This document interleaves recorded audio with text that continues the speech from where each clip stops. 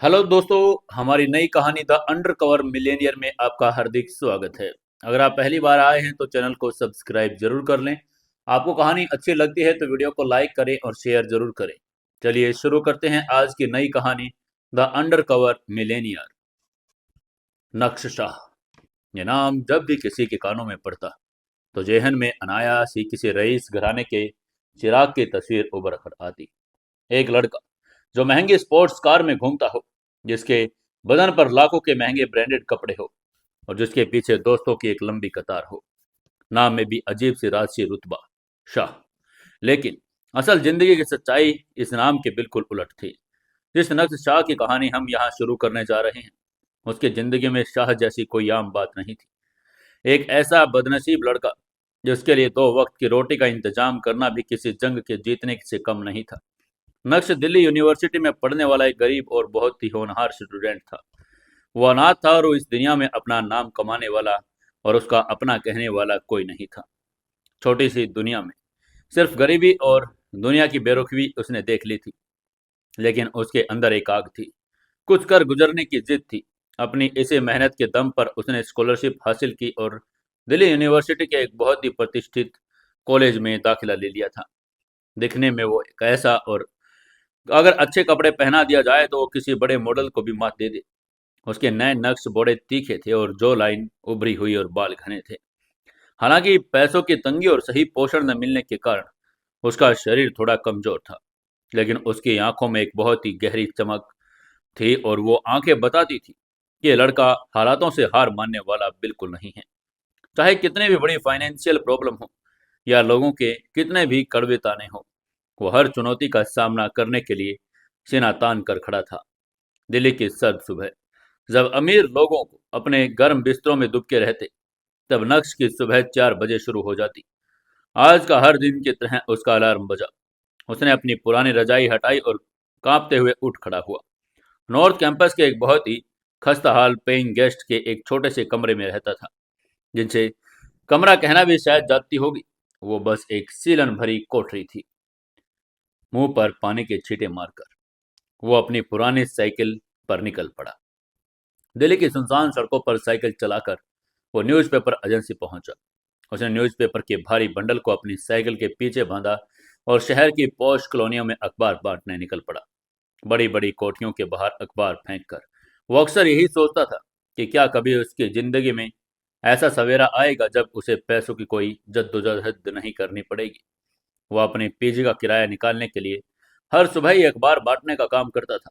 अपने कॉलेज की fees, scholarship से और उसके ऊपरी खर्चे और खाने पीने के लिए शाम को एक मेडिकल स्टोर पर हेल्पर की नौकरी करता था।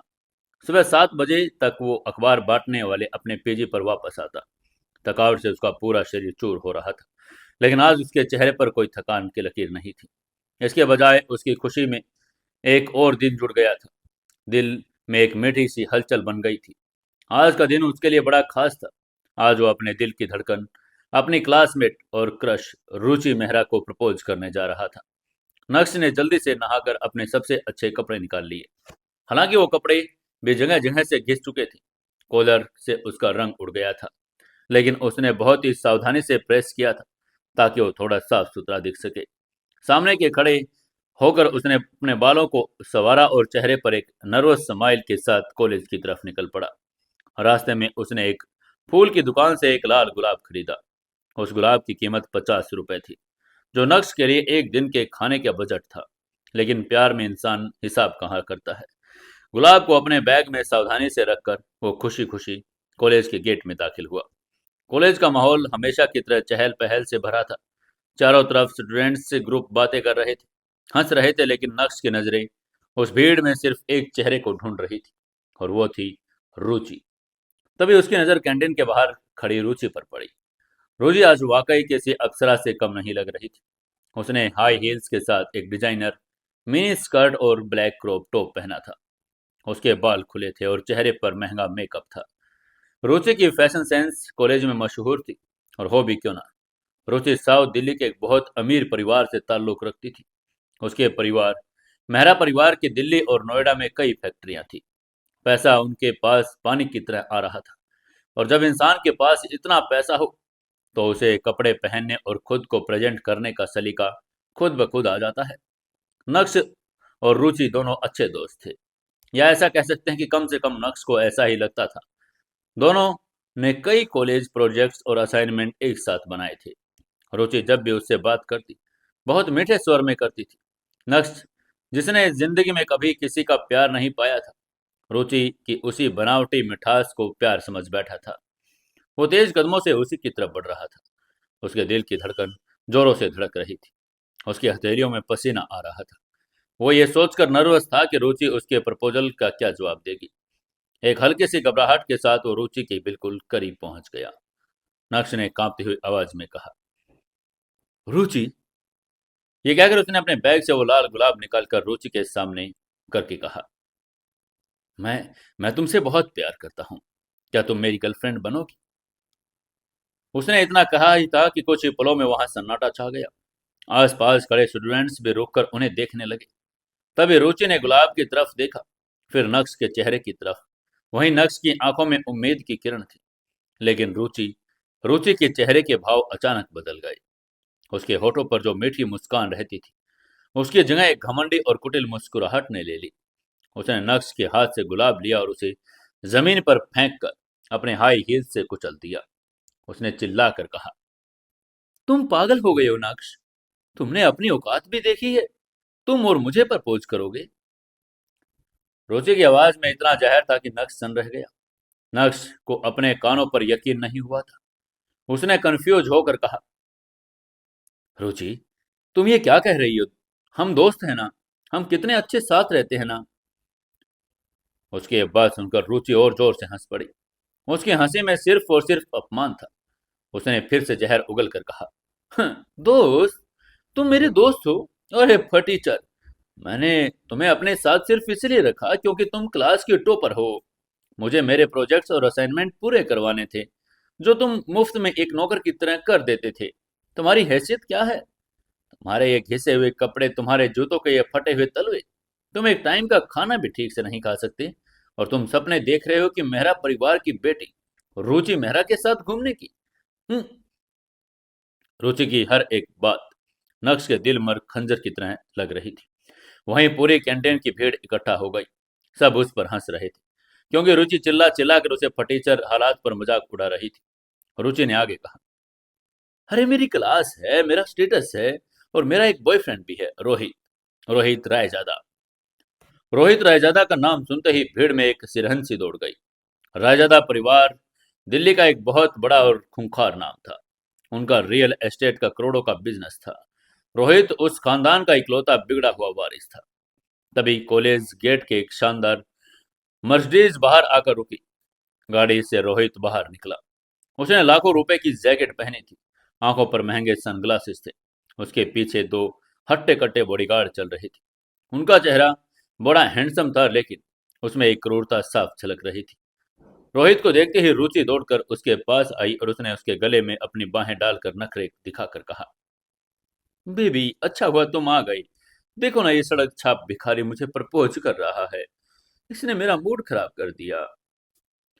उसकी यह बात सुनते ही रोहित ने अपने सनग्लासेस नीचे की और उसने नक्श को ऊपर से नीचे तक घृणा भरी नजरों से देखकर अपने नाक सिकोड़ कर कहा, ओह ये कचरा, इसकी इतनी हिम्मत। तभी रुचि ने रोहित के कान के पास आकर, लेकिन इतनी तेज आवाज में कहा कि आसपास के लोग सुन सके, उसने बोली, बेबी, अगर तुम इस फटीचर को आज ऐसा सबक सिखाओ कि ये जिंदगी भर याद रखे, तो मैं वादा करती हूँ, आज रात मैं तुम्हारे साथ तुम्हारे फार्म हाउस चलने को तैयार हूँ। वहां वहां हम जो चाहें वो कर सकते हैं। रुचि की बात सुनकर रोहित की आंखों में हवस और उत्साह की एक खतरनाक चमक आ गई। वो काफी समय से रुचि को फार्म हाउस लेकर जाने की कोशिश कर रहा था। उसके लिए नक्श जैसे गरीब लड़के को पीटना कोई बड़ी बात नहीं थी, बल्कि यह तो उसके लिए अपने पावर को दिखाने का एक बढ़िया मौका था। रोहित ने क्रूरता से मुस्कुराकर अपने गार्ड्स की तरफ देखकर कहा, इस कीड़े को दिखाओ कि रायजादा परिवार से टकराने और मेरी बंदी पर नजर डालने का इंतजाम क्या होता है। मार मार कर इसकी हड्डियां तोड़ दो। वहीं गार्ड्स रोहित का इशारा पाते ही भूखे भेड़ियों की तरह नक्श पर टूट पड़े। एक गार्ड ने नक्श के पेट पर इतनी जोर से लात मारी कि नक्श वहीं जमीन पर गिर पड़ा। इससे पहले कि वो संभल पाता, दूसरे गार्ड ने उसके चेहरे पर मुक्कों की बरसात कर दी। कॉलेज कैंटीन के बाहर सरेआम एक निहत्थे स्टूडेंट्स को बेरहमी से पीटा जा रहा था। नक्श ने खुद को बचाने की बड़ी कोशिश की। उसने एक गार्ड को धक्का भी दे दिया, लेकिन कमजोर शरीर और खाली पेट होने के कारण वो उन दोनों दरिंदों के सामने टिक भी नहीं पाया। गार्ड्स उसे जूतों से कुचल रहे थे। नक्श के मुंह और नाक से खून बह रहा था। उसका वो घिसा हुआ साफ सुथरा शर्ट अब धूल और खून से सन चुका था। वहीं भीड़ तमाशबीन बनी खड़ी थी। कई लोग तो मोबाइल निकालकर वीडियो बना रहे थे, लेकिन रायजदा परिवार की खौफ और रोहित के गार्ड्स को देखकर किसी की हिम्मत नहीं हुई कि वो आगे बढ़कर नक्श को बचा ले। जो दुनिया गरीबों के लिए वैसे ही अंधी और बहरी होती है, वो आज नक्श के लिए भी पत्थर बन चुकी थी। रुचि रोहित के सीने से चिपकी हुई ये खौफनाक मंजर देख रही थी, और रोहित के चेहरे पर एक शैतानी मुस्कान थी। तभी रोहित ने सिगरेट जलाकर कहा, बस बस, चेहरे पर मत मारो, कहीं मर न जाए ये। लेकिन गार्ड्स तब तक उसे पीटते रहे जब तक नक्श की हरकतें बिल्कुल बंद नहीं हो गई। दर्द की असहनीय सीमा को पार करने के बाद नक्श के दिमाग ने काम करना ही बंद कर दिया, और वो खून से लथपथ वहीं बेहोश हो गया। जब गार्ड्स पीछे हटे तो नक्श जमीन पर एक बेजान लाश की तरह पड़ा था। उसकी सांसें धीमी हो गई थी और वो मरा हुआ ही लग रहा था। रुचि ने नक्श की उस बेजान हालत को देखा तो वो अचानक घबरा गई। उसने घबरा कर रोहित से कहा, रोहित, कहीं ये मर तो नहीं गया ना? अगर पुलिस केस हो गया तो? उसके चेहरे का रंग उड़ चुका था, लेकिन आगे से रोहित ने बड़े ही प्यार से रुचि के गाल को सहलाया और एक ठंडी मुस्कान के साथ कहा, बेबी, तुम इन फालतू की बातों की चिंता मत करो। तुम बस फार्म हाउस जाने के लिए अपना मूड बनाओ और तैयारी करो। इस कचरे को कैसे साफ करना है ये मुझे आता है। रोहित जानता था कि नक्श एक अनाथ है। उसका ना कोई आगे है और ना ही कोई पीछे। अगर वो गायब भी हो गया तो पुलिस स्टेशन में उसके लिए कोई एफआईआर दर्ज करवाने वाला भी नहीं आएगा। इसलिए रोहित ने अपने गार्ड्स को इशारा करके कहा, इसकी बॉडी को गाड़ी की डिग्गी में डाल दो, और जब रात हो जाए तो इसे ठिकाने लगा देना। किसी को भनक नहीं लगनी चाहिए। उसका यह ऑर्डर सुनते ही गार्ड्स ने बेहोश नक्श को उठाया और बिना किसी डर के सबके सामने उसे घसीट कर मर्सिडीज के डिग्गी में बंद कर दिया। कॉलेज का वो मैदान जहां कुछ देर पहले नक्श प्यार की उम्मीद लेकर आया था, अब उसके खून के छींटों से वो लाल हो चुका था। इसके बाद रात के जब 2 बजे दिल्ली शहर नींद में सो चुका था, तब रोहित के गुंडे नक्श की कथित लाश को लेकर दिल्ली के आउटर इलाके की तरफ निकल गए। उनका मकसद साफ था, नक्श की लाश को यमुना नदी में फेंक देना, और जहां वो गहरे और दूषित पानी में सड़कर खत्म हो जाए और किसी को उसका कोई सुराग ही न मिले। उनकी गाड़ी एक सुनसान पुल के पास रुकी। नीचे यमुना नदी का पानी रात के अंधेरे में काले राक्षस की तरह बह रहा था। सर्दियों की गहरी धुंध ने आसपास की चीजों को और भी धुंधला कर दिया था। गार्ड्स ने गाड़ी की डिग्गी खोली। नक्श अभी भी उसी अवस्था में था। उसका शरीर ठंडा पड़ चुका था। गार्ड्स पूरी तरह से आश्वस्त थे कि वो दम तोड़ चुका है। उन्होंने मिलकर नक्श के बेजान शरीर को उठाया और पुल की रेलिंग के पास ले गए। तभी एक गार्ड ने कहा, चलो इसे खत्म करते हैं। हालांकि कि उसका इरादा दृढ़ था, लेकिन शराब के नशे की वजह से उसके पैर लड़खड़ा रहे थे। इसके बाद उन्होंने 1 2 3 गिना और नक्श को पुल के नीचे यमुना के गहरे काले पानी की तरफ फेंक दिया। नक्श का शरीर हवा में गोते खाता हुआ नीचे और गिरने लगा। गार्ड्स ने देखा, नीचे धुंध और घने अंधेरे के नशे के कारण उन्हें कुछ साफ दिखाई ही नहीं दे रहा था। उन्होंने पानी में कुछ गिरने की एक हल्की सी छपाक की आवाज सुनी, जो असल में एक बड़ा सा पत्थर था और जो उनके पैरों से खिसक कर गिर गया था, और संतुष्ट होकर अपनी गाड़ी में बैठे और वापस लौट गए। लेकिन किस्मत को कुछ और ही मंजूर था। भगवान जब किसी को बचाता है तो मौत के जबड़े से भी उसे खींच कर ले आता है। पुल के नीचे जब उन्होंने नक्श को फेंका था तो वहां नदी का किनारा थोड़ा घुमावदार था। पानी के कुछ फीट ऊपर किनारे पर ही जंगली झाड़ियां, मोटी लताएं और बरगद के पेड़ से लटकती हुई लंबी जड़ों का एक घना जाल बना हुआ था। नक्श का शरीर पानी में गिरने के बजाय सीधा उन घनी और मजबूत झाड़ियों के जाल में जा गिरा।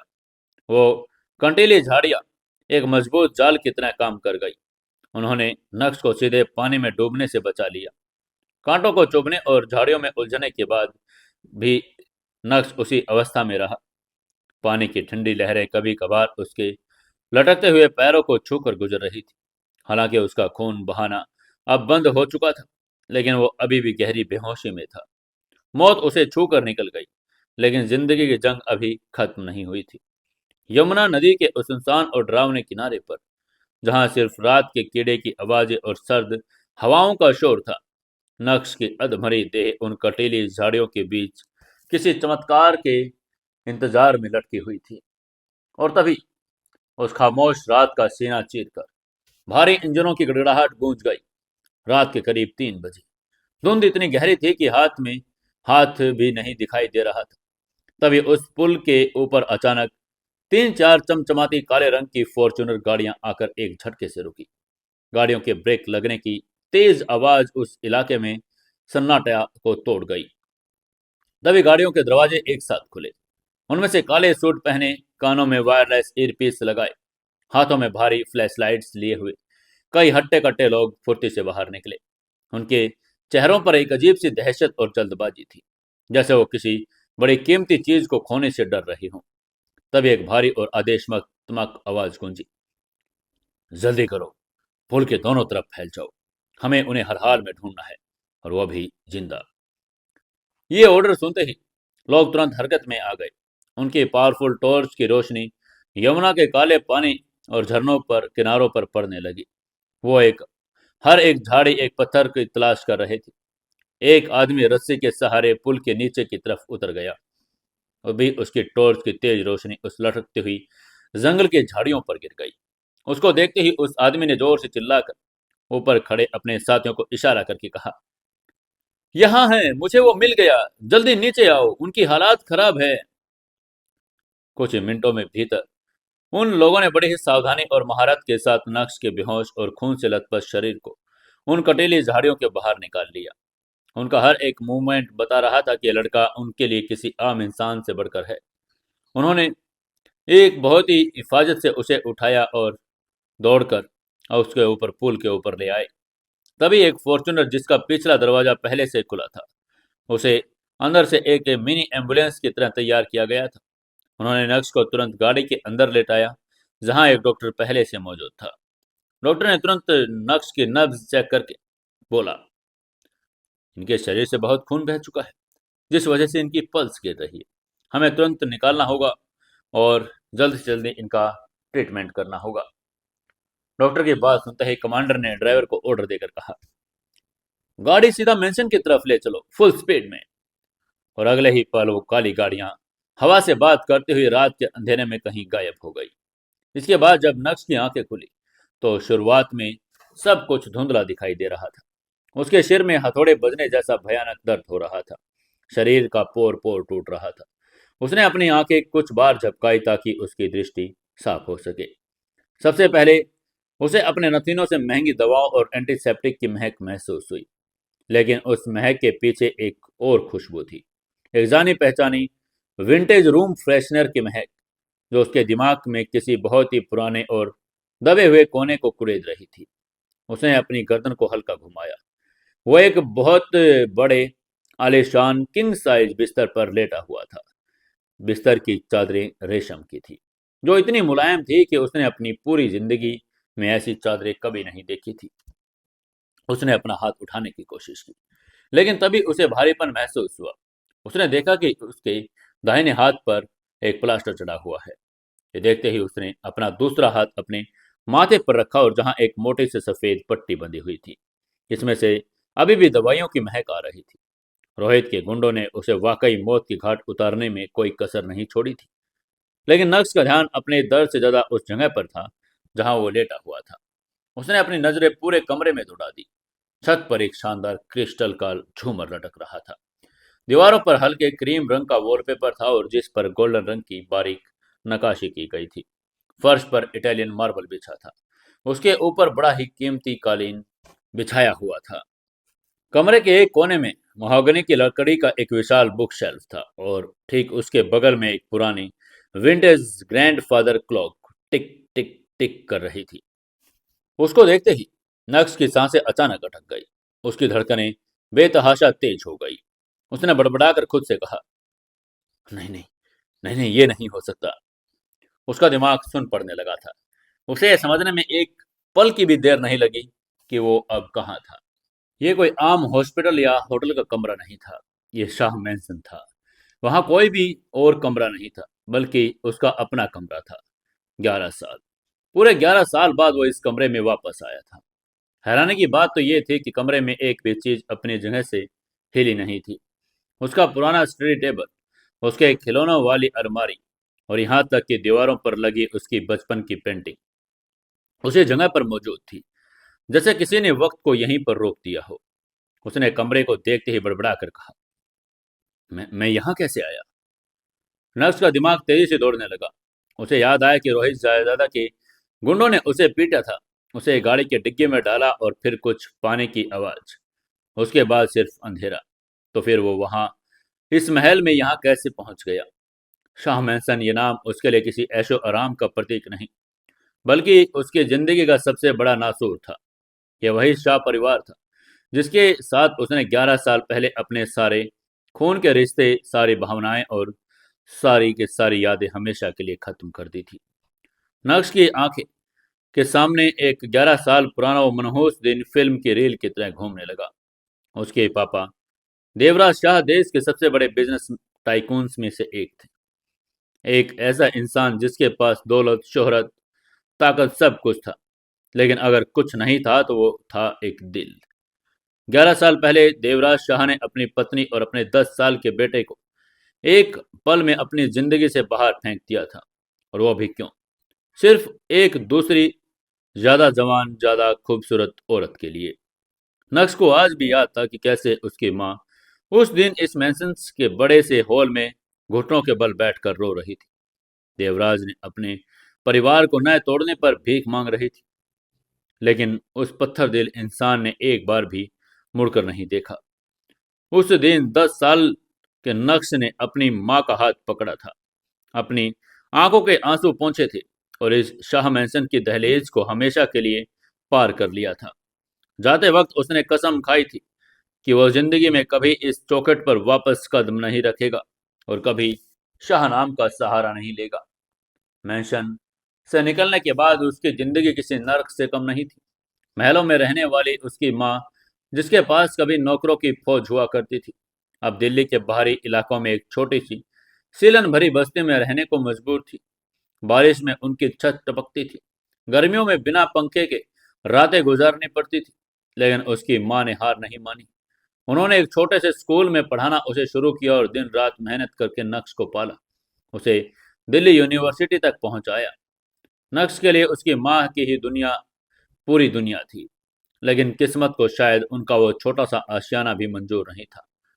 3 साल पहले वो खौफनाक दौर, उसकी माँ को ब्लड कैंसर हो गया था।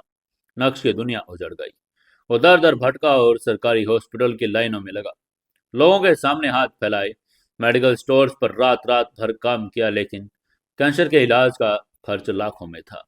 उस वक्त क्या देवराज शाह को यह नहीं पता था? क्या उस अरबपति को यह खबर नहीं थी कि उसकी पहली पत्नी जिंदगी और मौत से जूझ रही है? बिल्कुल पता था, लेकिन शाह परिवार की तरफ से 1 रुपए की भी मदद नहीं पहुंचाई गई। नक्श ने अपनी माँ को बिना सही इलाज के दर्द से तड़प तड़प कर अपनी आंखों के सामने दम तोड़ते हुए देखा था। उस दिन जब उसकी माँ की चिता जल रही थी, तो उस आग के साथ साथ नक्श के अंदर का बचा खुचा बेटा भी जलकर राख हो चुका था। अब उसके दिल में शाह परिवार और देवराज शाह के लिए सिर्फ और सिर्फ नफरत थी। एक ऐसी नफरत जिसे दुनिया की कोई दौलत, कोई मेंशन नहीं मिटा सकता था। नक्श ने अपने आप से फुसफुसा कर कहा, मैं बिल्कुल अकेला हो गया, लेकिन मैंने मुड़कर कभी तुम्हारी तरफ नहीं देखा। ये कहते हुए उसकी आंखें गुस्से और दर्द से लाल हो गई। नक्श इन कड़वी यादों में खोया हुआ था कि तभी उसके कमरे में भारी ओक का दरवाजा एक हल्की सी चरचराहट के साथ खुला। दरवाजे पर एक अधेड़ उम्र का आदमी खड़ा था। उसने एक सलीकेदार ग्रे रंग का सूट पहना हुआ था और बाल सफेद हो चुके थे, लेकिन चेहरे पर एक गहरी वफादारी और तेज था। ये काशीनाथ थे। काशीनाथ जी देवराज जी के सबसे पुराने, सबसे भरोसेमंद और सबसे वफादार सेक्रेटरी थे।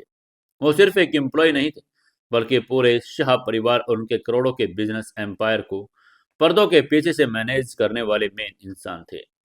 काशीनाथ जी ने जैसे ही नक्श को बिस्तर पर आंखें खोलते हुए देखा, उनके चेहरे पर एक अचानक गंभीर खुशी और राहत की लहर दौड़ गई। उनकी आंखों में नमी आ गई। वो लगभग दौड़कर बिस्तर के पास आए और उनकी आवाज में एक अजीब सी कृतज्ञता थी।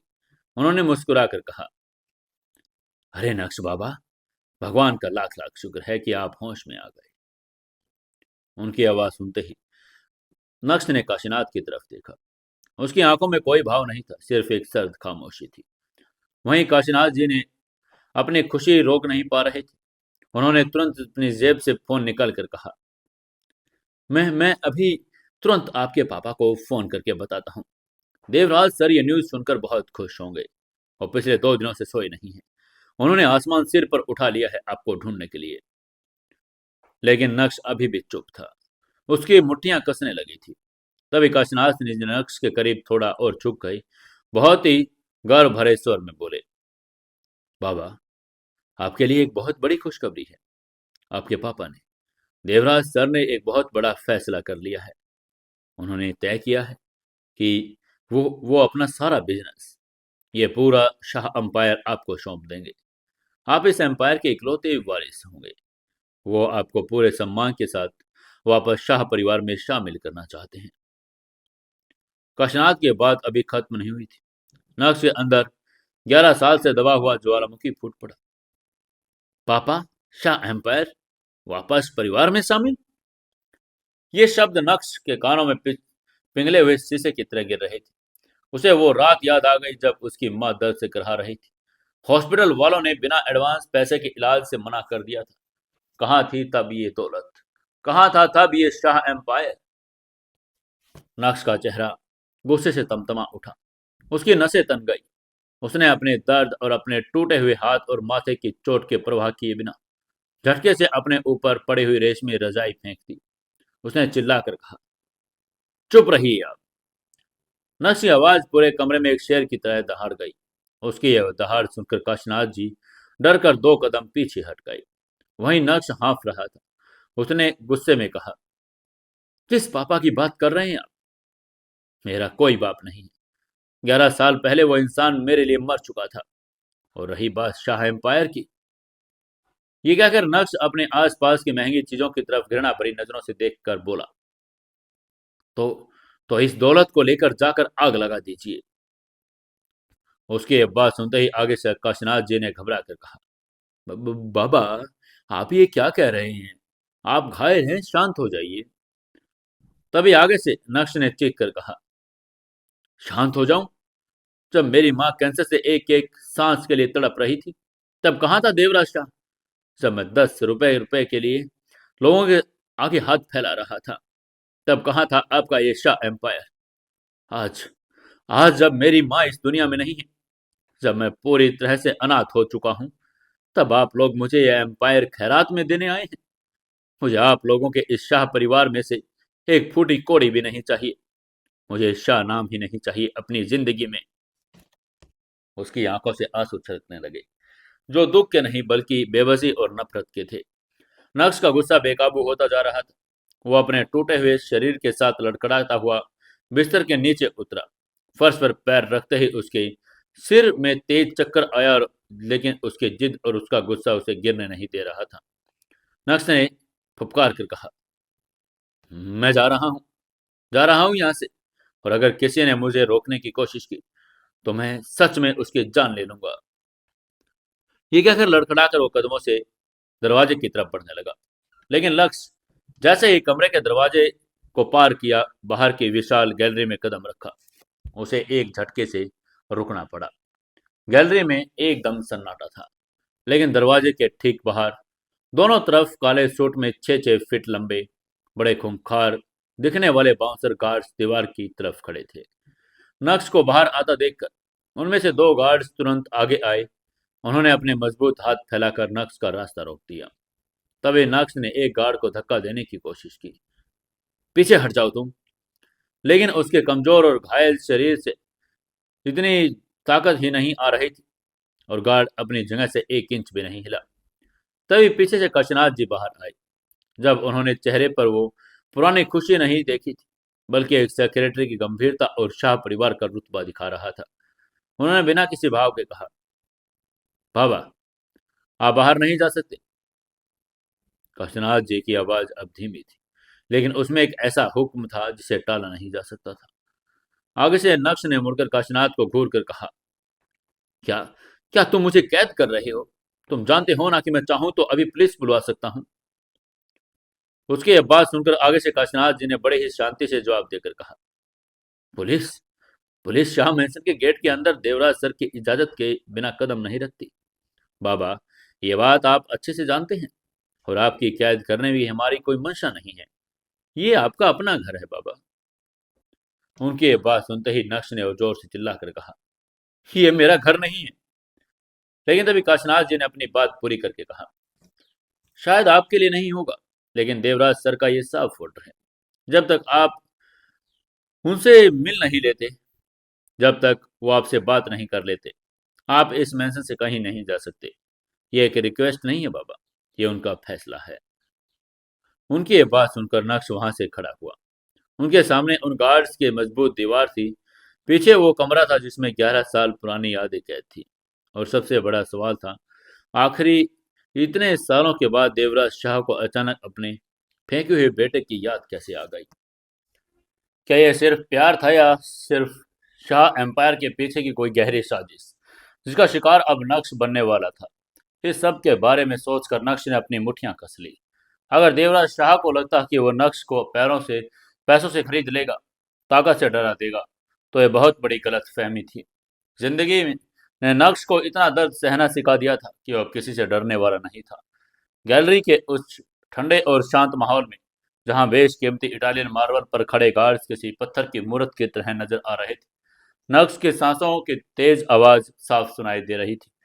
उसकी आंखें गुस्से से लाल थी और उसके माथे पर पट्टियों से हल्का हल्का खून रिसने लगा था। लेकिन उसने अपने शरीर के किसी भी दर्द का कोई एहसास नहीं किया। उसके सामने सिर्फ काशीनाथ जी, वो खूंखार गार्ड नहीं थे, बल्कि उसके सामने खड़ा था उसका वो कड़वा अतीत, जिसे वो 11 सालों से भाग रहा था। नक्श ने अपने घायल हाथ को सीने से लगाकर दांत पीस कर कहा, मैं यहां से जाऊंगा और मुझे रोकने की जरूरत कोई नहीं करेगा। लेकिन तभी उस विशाल गैलरी की दूसरे छोर पर कुछ भारी कदमों की आवाज गूंजने लगी। टक टक टक। कदमों की यह आवाज किसी आम इंसान की नहीं थी। उन कदमों में एक ऐसा गुरूर था, एक ऐसा रुतबा और एक ऐसा अधिकार था जो चीख चीख कर बता रहा था कि इस पूरी इमारत, इस पूरी दौलत और यहाँ तक कि हर खड़े इंसान का मालिक कौन है। गार्ड्स को अब तक नक्श का रास्ता रोकते हुए देखकर वो अचानक पीछे हट गए। उन्होंने अपनी नजरें झुका ली। काशनाज भी एक तरफ अदब से खड़े हो गई। तभी नक्श ने अपनी नजरें उठाई, और जैसे ही उसने सामने देखा, गैलरी के उस धुंधले प्रकाश से बाहर आता हुआ एक शख्स नजर आ रहा था। वो देवराज शाह थे, नक्श के पापा। उम्र में 55वें पड़ाव पर होने के बावजूद भी देवराज शाह की शख्सियत में कोई कमी नहीं आई थी। उनके बाल किनारों से हल्के सफेद हो चुके थे, लेकिन उनका शरीर अभी भी किसी चुस्त नौजवान की तरह कसा हुआ था। उन्होंने द डार्क नेवी ब्लू रंग की 3 पीस सूट पहना था, जो शायद लाखों रुपए का था। उनकी आंखों में सत्ता थी, ताकत की, और हर चीज को अपने कंट्रोल में रखने की वो पुरानी चमक थी। लेकिन आज उन आंखों में एक गहरा भाव था। जब देवराज की नजरें नक्श के उस घायल, कमजोर और खून से लथपथ शरीर पर पड़ी, तो उनके चेहरे की कठोर भाव एक पल के लिए पिघल गई। उनके कदम थोड़े थोड़े धीमे हो गए। उन्होंने धीरे से कहा, नक्श। देवराज के मुंह से शब्द ऐसे निकला जैसे 11 सालों का सूखा खत्म हो गया हो। उनकी आवाज में एक अजीब सा भारीपन और कंपन था। वो धीरे धीरे नक्श की तरफ बढ़े। उनका हाथ हवा में उठा, जैसे वो अपने बेटे को चेहरे को, उसके चोटों को छूना चाहते हो। उन्होंने चिंता भरे स्वर में कहा, मेरे बेटे, तुम्हारी ये हालात। लेकिन इससे पहले कि नक्श को छू भी पाते, तभी नक्श की आवाज किसी चाबुक की तरह हवा में गूंजी और बोला, पीछे हटिए आप। उसकी यह दहाड़ सुनकर देवराज का उठा हुआ हाथ हवा में जम गया। उसके चेहरे पर एक गहरा सदमा उभर आया। पूरी गैलरी में सन्नाटा छा गया। यहाँ तक कि गार्ड्स भी डर के मारे सांसें रोक कर खड़े थे, क्योंकि पूरे शाह एम्पायर में किसी की भी इतनी हिम्मत नहीं थी कि वो देवराज शाह से इस लहजे में बात कर सके। लेकिन नक्श की आंखों में वो नफरत की आग जल रही थी, जो 11 सालों की तपिश से भड़क गई थी। उन्होंने एक कदम पीछे लिया, जैसे देवराज की परछाई भी उसके ऊपर आकर उसे घिन में भर रही थी। तभी नक्श ने अपने एक एक शब्द पर जोर देकर कहा, मुझे छूने की कोशिश मत करना मिस्टर देवराज शाह। और ये बेटा कहने का आप हक 11 साल पहले ही खो चुके हैं। मैं आपका बेटा नहीं हूं। उसकी ये बात सुनते ही देवराज ने अपने हाथ में वापस को खींच लिया और खुद को संभालने की कोशिश की। उनका ये पुराना गुरूर वापस लौटने लगा। उन्होंने कड़क आवाज में कहा, नक्श, मैं समझ सकता हूं कि तुम मुझसे गुस्सा हो। जो कुछ भी हुआ वो एक गलती थी, लेकिन अब तुम अपने घर में हो, तुम सुरक्षित हो। मैंने तुम्हें मौत के मुंह से निकाला है। अगर मेरे आदमी सही वक्त पर वहां नहीं पहुंचते तो तुम अब तक मारे। लेकिन इससे पहले कि वो अपनी बात पूरी कर पाता, नक्श ने बीच में ही उनकी बात को काट कर चीख कर कहा, तो क्या एहसान कर दिया आपने मुझ पर? मौत के मुंह से निकाला है ना, तो क्यों निकाला? मुझे वहीं मरने क्यों नहीं दिया? आपके लिए तो मैं 11 साल पहले ही मर चुका था ना, जब आपने उस औरत के लिए मेरी माँ को और मुझे घर से धक्के मारकर बाहर निकाल दिया था। उसकी आवाज में इतना डर था कि दीवारें भी कांप उठी। उसकी ये बात सुनकर देवराज की आंखें झपकने लगी।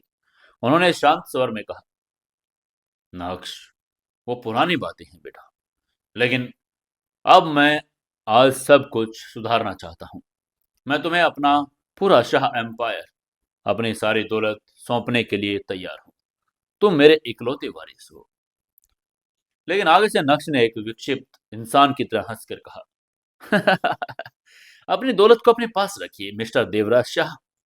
आज आपको वारिस की याद आ रही है? सब मेरी माँ, मेरी दुनिया उस गंदी बस्ती के एक छोटे से कमरे में खांस खांस कर खून उगर रही थी। तब कहाँ था आपका ये शाह एम्पायर? उसकी उस कड़वी हंसी में आंसुओं की नमी थी। अपनी माँ की ये हालात को याद करते हुए नक्श के गालों पर आंसू बहने लगे। लेकिन उसने अपने पहुंचने की कोशिश नहीं की। उसने देवराज की आंखों में आंखें डालकर बात करके आगे बढ़ाकर बोला, क्या क्या आपको पता है कि कैंसर का दर्द क्या होता है? मेरी माँ दर्द से रात रात भर चीखती थी, और मैं, आपका इकलौता वारिस, देश के सबसे अमीर शाह परिवार का वारिस, मेडिकल स्टोर पर लोगों के पैरों में गिरकर उधार पर दवाइयां मांगता था। हॉस्पिटल वालों ने बिना एडवांस के मेरी माँ का इलाज करने से मना कर दिया था। मैंने आपको फोन किया था, याद है आपको? मैंने आपके ऑफिस में बाहर घंटों खड़े रहकर आपसे मिलने की भीख मांगी थी। उसकी ये नाराजगी भरी बात सुनकर देवराज का सिर हल्के से नीचे झुका। उनके चेहरे पर एक क्षणिक पछतावा था, लेकिन नक्श के लिए वो कभी काफी नहीं था। नक्श का गला रुंध गया था, लेकिन वो रुका नहीं। उसने आगे कहा, आपने अपने कार से कहकर मुझे धक्के मारकर बाहर निकलवा दिया। मेरी माँ तड़प तड़प कर मर गई, और आप यहाँ इन रेशम के गद्दों पर सो रहे थे। जब उस शमशान में मेरी माँ की चिता जल रही थी ना मिस्टर शाह, तब उस आग में मेरी सारी भावनाएं, मेरा सारा बचपन और मेरा बाप, सब कुछ जलकर राख हो गया था। आज आप मेरे लिए सिर्फ एक इंसान हो, बल्कि उससे भी बदतर आप मेरी माँ के कातिल हो। देवराज शाह, जिसे दुनिया झुककर सलाम करती थी, आज अपने ही खून के सामने निहत्थे खड़े थे। लेकिन एक करोड़पति का गुरूर बहुत ही देर तक खामोश नहीं रह सकता। देवराज का सिर अचानक ऊपर उठ गया। उनके चेहरे पर पछतावा अब एक ठंडे और कठोर भाव में बदल चुका था। उन्होंने ठंडे स्वर में कहा, हो गया तुम्हारा ड्रामा। हाँ, मैं मानता हूं कि मैंने गलतियां की, लेकिन जो बीत गया उसे तुम बदल नहीं सकते। तुम्हारी माँ अब वापस नहीं आ सकती, लेकिन तुम्हारी जिंदगी अभी बाकी है नक्श। दुनिया को देखो, ये दुनिया गरीबों को कैसे कुचलती है। ये तुमने उस कॉलेज की कंटीन के बाहर देख लिया होगा। एक छोटे से राजनेता परिवार के लड़के ने तुम्हें सड़क के कुत्ते की तरह पीटा, नदी में फेंक दिया। तुम्हारे पास कोई ताकत नहीं थी। ये कहकर देवराज ने एक कदम आगे बढ़ाया और अपनी तीखी नजरों से नक्श को घूर कर आगे कहा, बिना पैसे और बिना नाम के तुम्हारी कोई औकात नहीं है। अगर आज तुम इस घर से बाहर गए तो दुनिया तुम्हें फिर से उसी तरह कुचल देगी। लेकिन अगर तुम शाह परिवार के वारिस बनकर बाहर निकलोगे तो वो रोहित रैजादा क्या, उसका पूरा खानदान तुम्हारे कदमों में गिरकर गिड़गिड़ाएगा। मैं तुम्हें वो ताकत दे रहा हूँ जिससे तुम अपना बदला ले सको। देवराज को लगा कि बदले की ये आग और ताकत का लालच नक्श को पिघला देगा। उसे लगा कि हर इंसान की एक कीमत होती है, लेकिन नक्श ने उन्हें ऐसी नजर से देखा कि वो किसी कीड़े को देख रहा हो। नक्श ने शांति से लेकिन एक जहर भुजे स्वर में कहा, आपकी सोच आज भी उसी कचरे के डिब्बे जैसी है मिस्टर देवराज शाह। आप सोचते हैं कि आप दौलत से सब कुछ खरीद सकते हैं। आपने मेरी माँ को भी दौलत के तराजू में तोला था। मुझे रोहित रायसादा से बदला लेने के लिए आपके इस गंदे और खून से सने हुए पैसों की जरूरत नहीं। मैं अपनी लड़ाई खुद लड़ूंगा। मैं फिर से उसे अपनी झोपड़ियों में रह लूंगा। मैं फिर से भूखा सो लूंगा।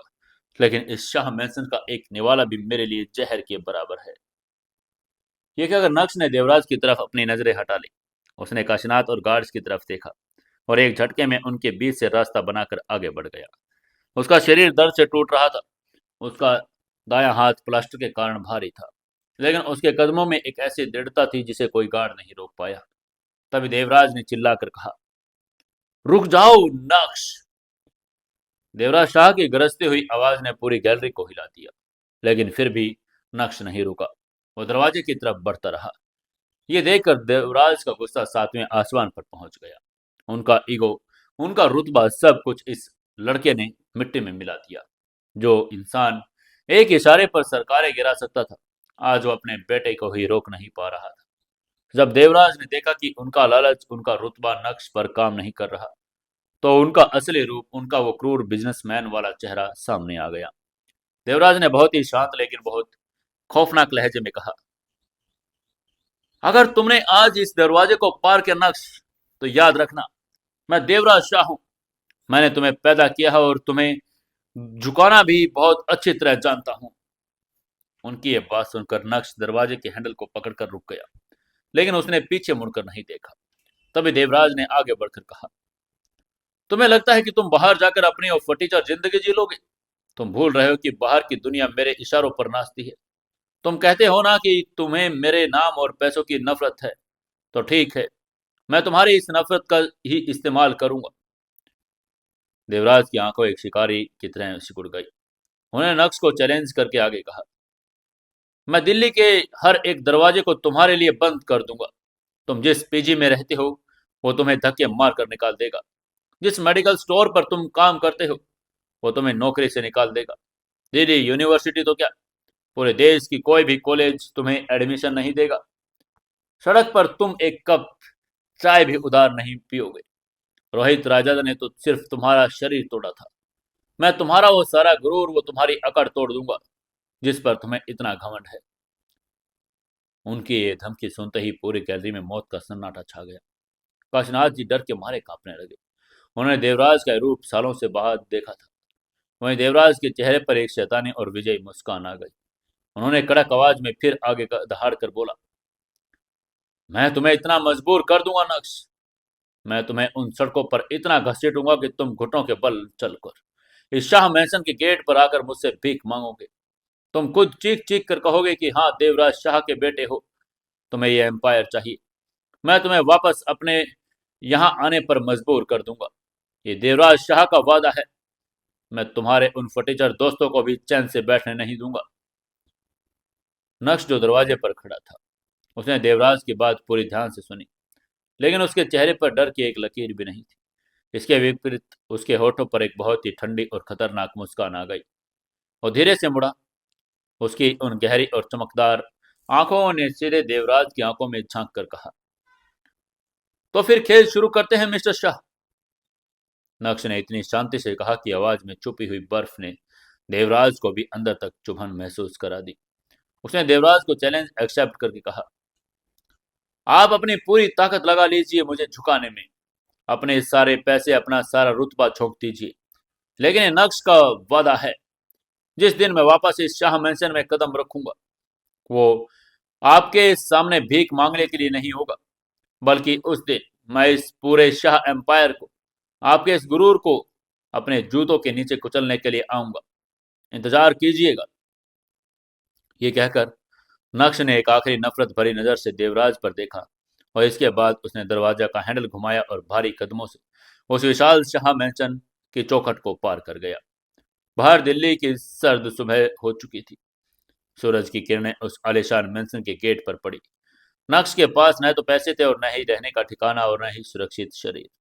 उसके पीछे उसके बाप उसे बर्बाद करने के लिए लगा हुआ था, और बाहर रोहित रायजादा जैसे दुश्मन उसकी मौत का जश्न मना रहे थे। लेकिन आज नक्श की आंखों में कोई बेबसी नहीं थी। आज वो एक पीड़ित अनाथ नहीं था, वो एक ऐसा फाइटर बन चुका था जिसे अब किसी से भी कोई मोह नहीं था।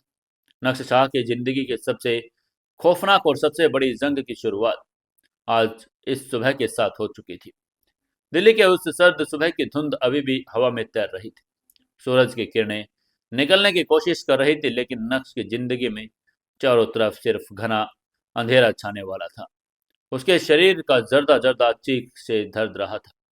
रोहित रायजादा के गुंडों की मार ने उसके शरीर पर पड़े नीले और काले निशान अब सूज कर कड़े हो गए थे। माथे की पट्टी से रिश्ता हुआ खून सूख कर पपड़ी बन चुका था।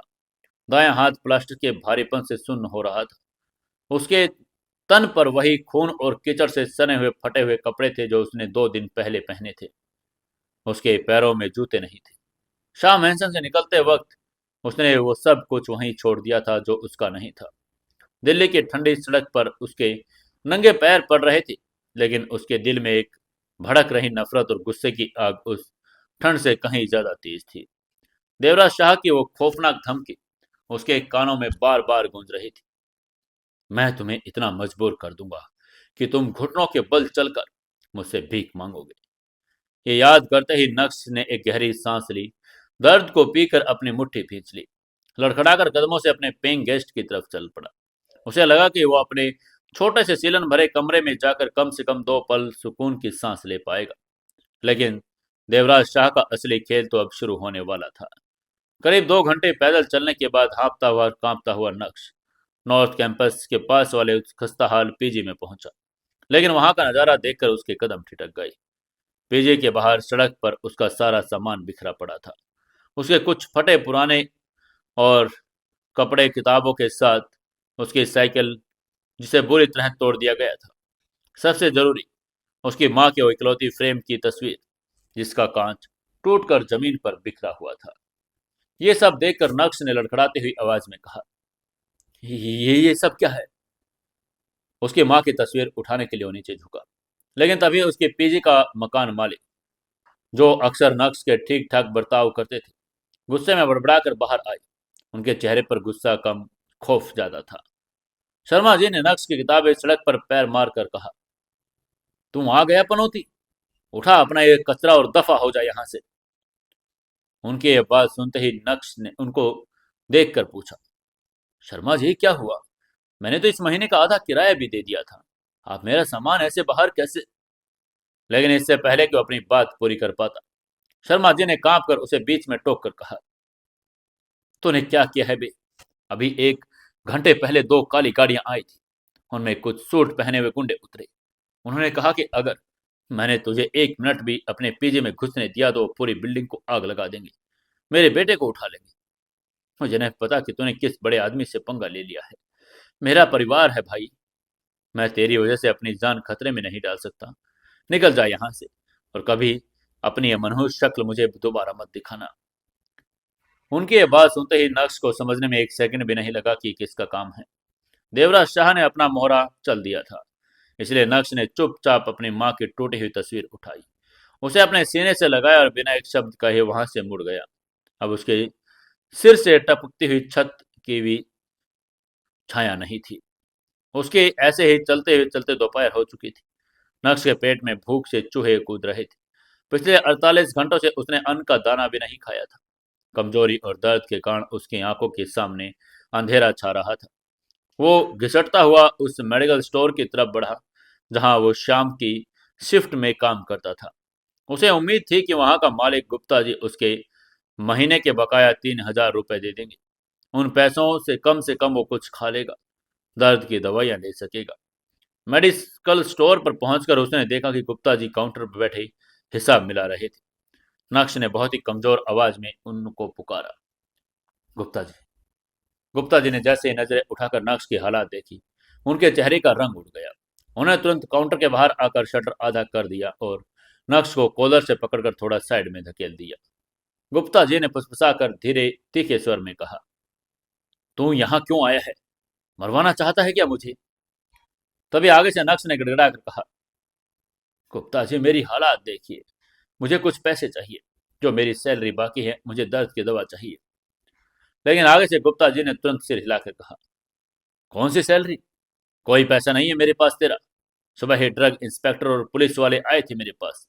उन्होंने साफ कह दिया कि अगर मैंने तुझे काम पर रखा या तेरी किसी भी तरह मदद की तो मेरी दुकान का लाइसेंस हमेशा के लिए कैंसिल कर देंगे, मुझे नकली दवाइयां बेचने के झूठे केस में अंदर डाल देंगे। ये कहते हुए गुप्ता जी ने अपने हाथ जोड़ लिए और आगे कहा, देख नक्श, तू अच्छा लड़का है, लेकिन जिन लोगों से तूने दुश्मनी मोल ली है वो शहर के भगवान हैं। उनके एक इशारे पर हम जैसे लोग कीड़ों की तरह कुचल दिए जाएंगे। मुझे माफ कर दे, मैं तेरी कोई मदद नहीं कर सकता। अब तो जा यहाँ से। ये कहकर उन्होंने नक्श को लगभग धक्का देकर दुकान से बाहर निकाल दिया। शटर पूरी तरह से गिर चुका था और वहीं नक्श वही फुटपाथ पर धड़ाम से गिर पड़ा। उसका टूटा हुआ हाथ जमीन से टकराया और एक तेज चीख उसके गले में घुट कर रह गई। देवराज शाह सच कह रहा था। उसने दिल्ली के हर दरवाजे नक्श के लिए बंद कर दिए थे। वो सड़क पर एक लावारिस लाश की तरह पड़ा था, जिसे कोई छूने को भी तैयार नहीं था। दिन तो जैसे तैसे बीत गया, लेकिन वो रात नक्श की जिंदगी की सबसे खौफनाक रात थी। दिल्ली की कड़ाके की ठंड उसकी हड्डियों को गला रही थी। नक्श एक सुनसान बस स्टॉप की बेंच पर सिकड़ा हुआ लेटा था। उसके पास ओढ़ने के लिए कुछ नहीं था, सिवाय उस नफरत की जो उसे गर्म रख रही थी। भूख ने अब दर्द का रूप ले लिया। उसकी पसलियों में उस दिन की पड़ी हुई लातों का दर्द अब असहनीय हो रहा था। बुखार के कारण उसका शरीर भट्टी की तरह तपने लगा था। अब क्या करेगा नक्श? कैसी होगी नक्श की जिंदगी? दोस्तों, कहानी अगर अच्छी लगे तो लाइक शेयर और कमेंट जरूर करें। और मैंने ये कहानी आप लोगों के लिए इसलिए भेजी है कि आप लोग कमेंट करके बताएं कि आपको ये कहानी कैसी लगी, और काला जादू और इस कहानी में से हमें कौन सी कहानी को शुरू करना चाहिए। बताइएगा, कमेंट करके जरूर लिखिएगा।